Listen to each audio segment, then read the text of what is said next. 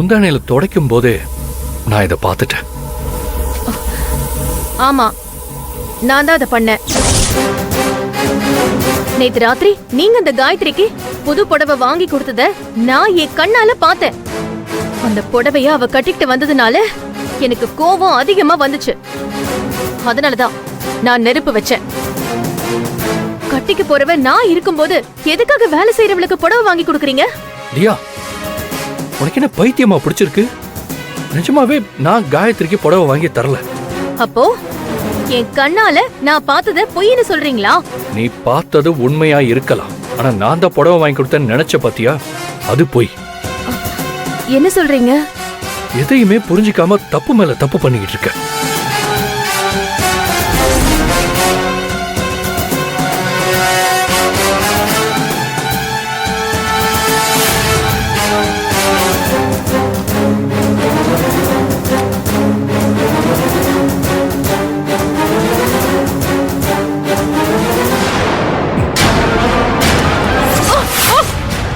ஏய் ஆதி, ஆதி பாத்து. மேடம், ஆதி, ஒண்ணு இல்லைங்க, ஒண்ணு இல்ல. மேடம் பாத்து. மேடம் உங்களுக்கு ஒண்ணும் இல்லையே? நீ பக்கத்துல இருக்கும்போது எனக்கு எப்படி காயத்ரி ஆபத்து வரும்? எனக்கு ஒண்ணு இல்ல.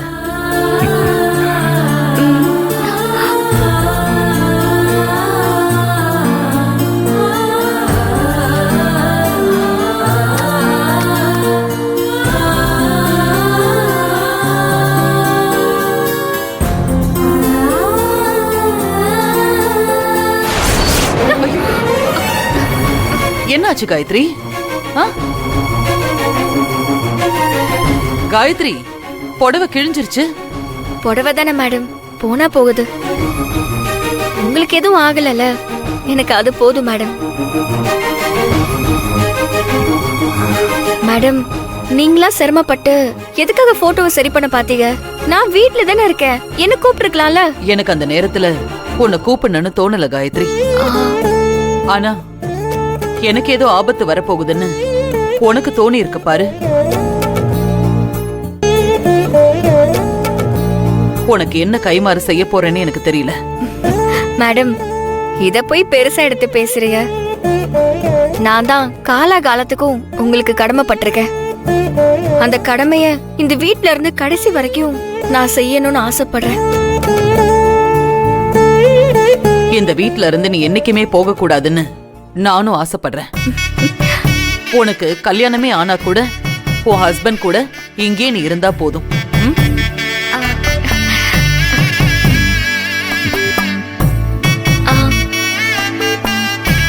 நீ காயத்ரிய வேலைக்காரியா நினைச்சு பேசுற, ஆனா அவ இந்த வீட்டு மருமகளா வாழ்ந்துகிட்டு இருக்கா.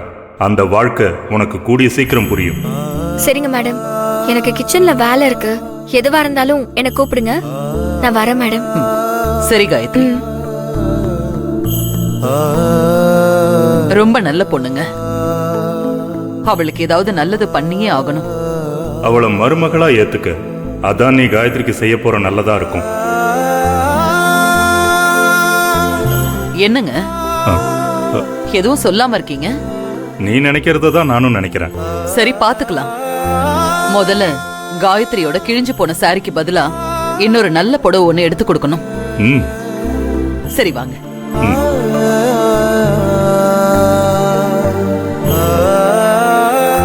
கூடிய சீக்கிரம் நீயே காயத்ரியை இந்த வீட்டு மருமகளா ஏத்துப்பா ஆதி.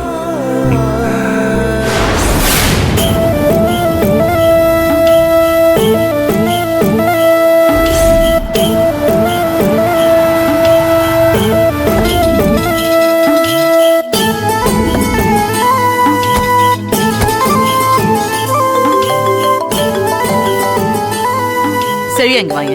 ஒரு இம்பார்ட்டன்ட் கால் வருது. இந்த புடவைய காயத்ரி கிட்ட நான் கொடுத்தேன்னு சொல்லி கொடுத்துரு. ஓகே. இந்த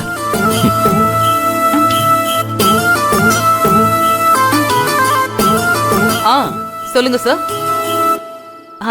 நல்லா இருக்கேன். காயத்ரி, காயத்ரி.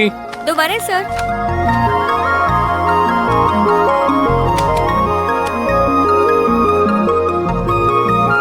ஆ. என்ன சார்?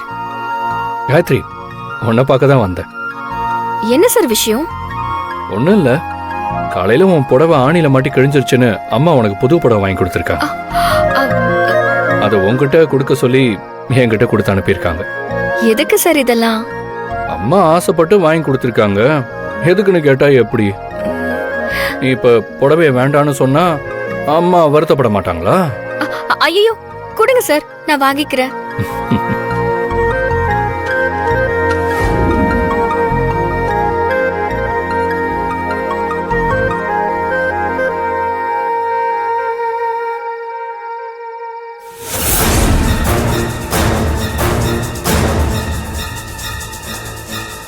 காயத்ரிக்கு புடவை கொடுத்தேங்கிறத பார்த்து நீ தப்பா புரிஞ்சுக்கிட்டு புடவைய நெருப்ப வச்சு கொளுத்துற அளவுக்கு உன் மைண்ட் போகுதுன்னா நீ எப்படி நல்லவளா இருக்க முடியும்? நீ திருந்திட்டேன்னு உன்னை எப்படி நம்ப முடியும்? எங்க எல்லாரும் முன்னாடியும் நல்ல மாதிரி வேஷம் போடுறியா? வேஷம் களைஞ்சிருச்சுன்னு இப்ப பயமா இருக்கா? சொல்லுதியா? நான் வேஷம் போடல செழியன். உங்களை அளவுக்கு அதிகமா நேசிக்கிறேன்.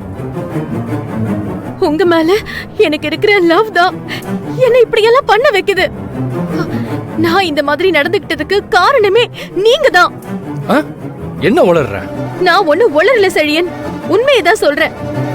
உங்க மேல எனக்கு இருக்கிற பொசசிவ்னஸ் தான் இது எல்லாத்துக்குமே காரணம். உங்களை யாருக்கும் என்னால விட்டு கொடுக்க முடியாது.